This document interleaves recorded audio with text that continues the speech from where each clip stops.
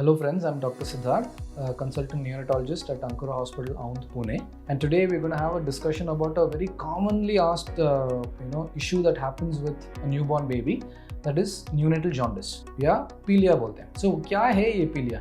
So I'm sure आपने देखा होगा कि जब न्यूबॉर्न बच्चा रहता है सडनली फेस थोड़ा पीला होता है, आँख पीले होते हैं, बेबी थोड़ा starts looking a bit yellow and आपको लगेगा कि यार ये तो this is one big problem. But remember that it is a very common issue that happens with babies and ये 80% newborns को होता ही है. So हमारे बच्चे में क्या symptoms देखना चाहिए? So आपको बोला कि 80% में हो सकता है, but ऐसा नहीं कि सब बच्चे को ट्रीटमेंट लगता है, ठीक है. So it's only a very significant portion in preterm babies.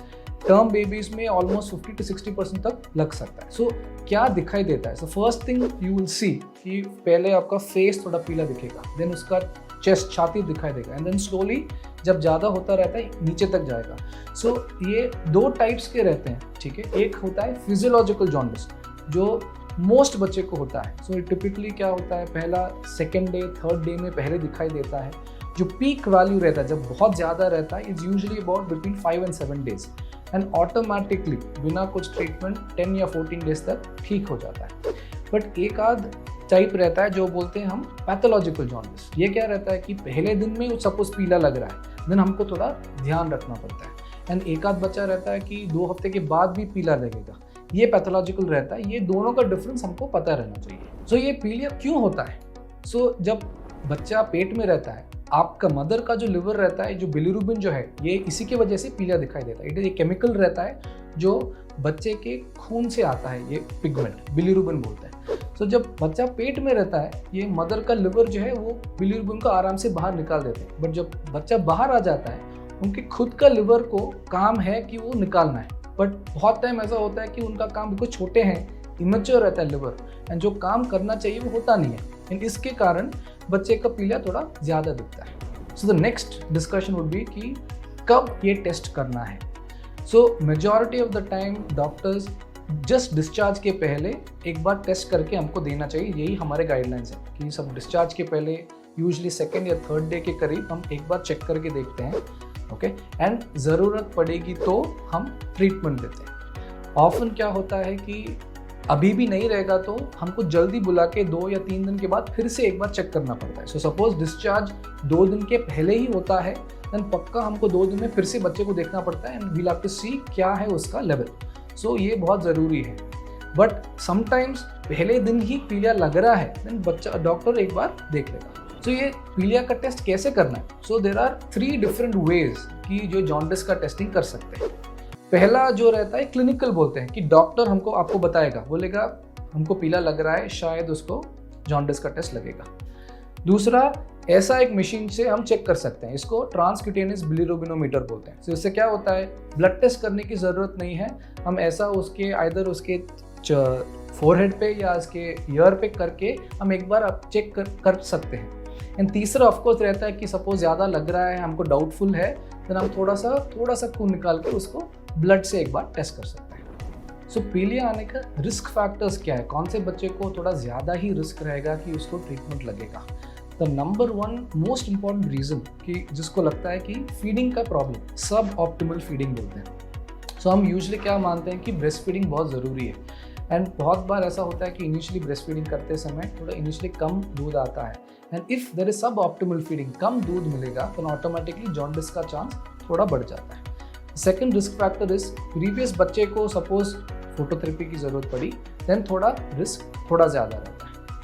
Third risk factor is if there is an instrumental delivery. क्या है मतलब है, सपोज फोर्सेप्स की ज़रूरत है या वैक्यूम की ज़रूरत है, जैसे ब्रूजिंग सपोज होता है बच्चे को डिलीवरी के टाइम, उन बच्चों में थोड़ा ज़्यादा रिस्क फैक्टर रहता है. The other important risk factor is the blood group of the mother. So sometimes एक का सिनारियो रहता है वे सपोज मम्मी का ब्लड ग्रुप O रहे एंड बेबी का A या B, और if the mother's blood group is negative and if the baby's blood group is positive, ऐसे सिनारियो में बेबी को रिस्क फॉर फोटोथेरेपी थोड़ा बढ़ जाता है. And the last slightly uncommon reason is if there are some enzyme deficiencies. There are few just हम actually doctors check करते हैं, G6PD बोलते हैं. So ऐसा suppose enzyme deficiency रहेगा, then उन बच्चों में जॉन्डिस का रिस्क थोड़ा बढ़ जाता है. So जॉन्डिस अभी डॉक्टर ने बोल दिया कि ट्रीटमेंट करना है, बट इतना ज़रूरी है क्या? सनलाइट में दिखा सकते हैं? ऐसा नहीं। सो इम्पॉर्टेंट चीज़ क्या याद रखो कि सपोज एक लेवल के ऊपर जब जॉन्डिस का लेवल जाता है, देन ये ब्रेन के अंदर जाने का थोड़ा एक रिस्क रहता है। व्हेन दैट हैपेंस, थोड़ा reversible and sometimes even permanent problems होने का चांस है।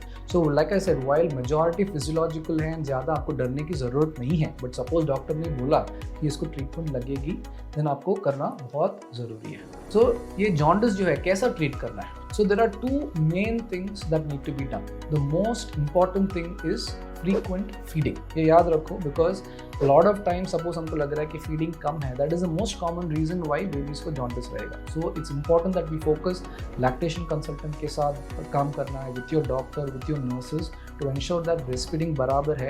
And in select scenario suppose हमको दिक्कत हो रहा है, डिस्कस करके थोड़ा सा फॉर्मूला ज़रूरत पड़ेगी तो यूज़ कर सकते हैं। So that's the number one thing. But treatment पर से लाइट का क्या, ये जॉन्डिस का क्या करना है? लाइट क्या बोलते हैं? फोटोथेरेपी बोलते हैं। ये फोटोथेरेपी क्या है? एक ब्लू लाइट रहता है, एंड ये ब्लू लाइट के कारण क्या होता है, ये जो जॉन्डिस का लेवल है ऑटोमेटिकली कम हो जाता है। अभी कैसा, मैंने क्या बोला था, काम जो है मेनली लिवर का काम है, बट अभी तो हमारे बच्चे का लिवर इतना अच्छा काम नहीं कर रहा है। सो उसको हेल्प करने के लिए लाइट लगाते हैं। सो ये क्या करता है, ये बिलीरुबिन को ब्रेक डाउन कर देता है, एंड ऑटोमेटिकली उसके पॉटी और शिशु से एक्सक्रीट होके बाहर आ जाता है। तो ये फोटोथेरेपी का कुछ रिस्क है क्या पूछेंगे? एक्चुअली ऐसा कुछ रिस्क नहीं है, but few things you have to keep in mind. Phototherapy चालू करने के बाद पॉटी का फ्रीक्वेंसी बढ़ जाता है, बिकॉज जो भी बिलीरुबिन ब्रेक डाउन हो रहा है वो ऐसा ही बाहर आ रहा है, देयरफॉर वो हो सकता है। दूसरा, रैश आने का चांस है, वो थोड़ा ध्यान देना पड़ेगा। एंड तीसरा, less common is dehydration. Suppose feeding नहीं जा रहा है एंड ऐसा ज़्यादा लाइट भी देंगे तो डिहाइड्रेट होने का चांस है। तो बहुत ज़रूरी है कि आप बच्चे का सुसु का पैटर्न देखो, डायपर या इसको लंगोट जो है कितने बार सुसु कर रहा है, आपको ध्यान देना बहुत ज़रूरी है। तो नेक्स्ट वेरी कॉमन क्वेश्चन पूछा जाता है कि डॉक्टर सनलाइट यूज़ कर सकते हैं क्या? Do I don't want phototherapy at all? And the answer to this is actually no.